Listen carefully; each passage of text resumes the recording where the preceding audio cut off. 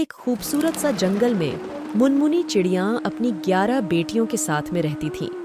मुनमुनी चिड़िया बहुत दिनों के बाद एक और अंडा दी थी, जिसे मुनमुनी चिड़िया के पति को इंतजार था। इस बार मेरा बेटा ही होगा। तभी मोनू बोलता है, देखो मुनमुनी, अब तक तुम 11 बेटियों को जन्म दे चुकी हो। मुझे सिर्फ एक बेटे की इच्छा थी। इस बार बेटा ना हुआ तो तुम 1 दर्जन बेटियों की माँ बन जाओगी और मैं तुम्हें घर से बाहर निकाल दूंगा। हे भगवान, इस बार तो मुझे बेटा दे दो, नहीं तो मेरे पति मुझे घर से बाहर निकाल देंगे। मुनमुनी अंडे पर बैठी हुई थी। तभी अंडा टूटने की आवाज सुनकर मोनू आता है। मुनमुनी बताओ, बेटा हुआ है या बेटी? अरे तुम जवाब क्यों नहीं देती हो? तुम रो रही हो, इसका मतलब तुम्हें फिर से बेटी हुई है। अजी मैं आपको क्या बताऊं, ये आंसू दुख के नहीं खुशी के आंसू है। भगवान ने इस बार हमें बेटा दिया है। अरे वाह, आओ बेटा मेरे पास आओ, अब से तुम मेरे साथ रहोगे।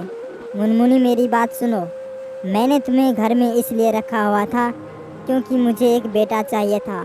अब तुम इन 11 बेटियों को लेकर घर से बाहर निकल जाओ। अजी मैं इन 11 बेटियों को लेकर कहाँ जाऊंगी? इनका पालन पोषण कैसे करूंगी?